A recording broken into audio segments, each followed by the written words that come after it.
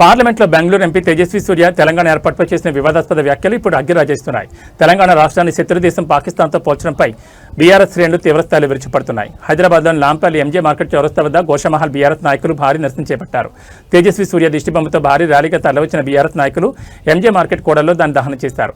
ఎందరో అమరవీరుల త్యాగాలు, కేసీఆర్ ఆమర దీక్షతో రాజ్యాంగబద్ధంగా ఏర్పడిన తెలంగాణను అవమానించడం దేశద్రోహమేనని వారు మండిపడ్డారు. ఎంపీ తేజస్వి సూర్య కావాలని ఏపీ సీఎం చంద్రబాబుతో కుమ్మక్కై తెలంగాణపై విషం చిమ్ముతున్నారని ధ్వజమెత్తారు.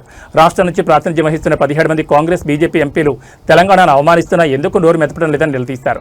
ప్రధాని మోడీ తక్షణమే స్పందించి తేజస్విపై చర్యలు తీసుకోవాలని, తెలంగాణ ప్రజలకు క్షమాపణ చెప్పించాలని డిమాండ్ చేశారు.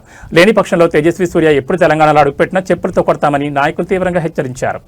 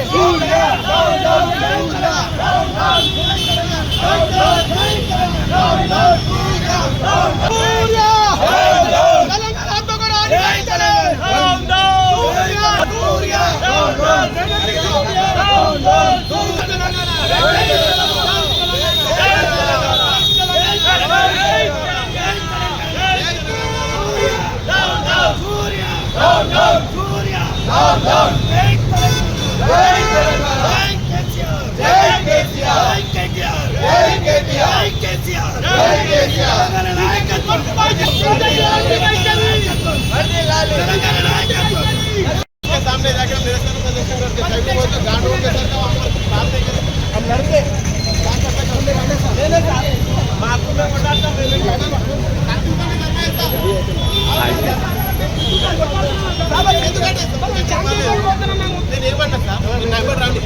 మేము ఎవడొస్తాం అట్లా కాదు సార్.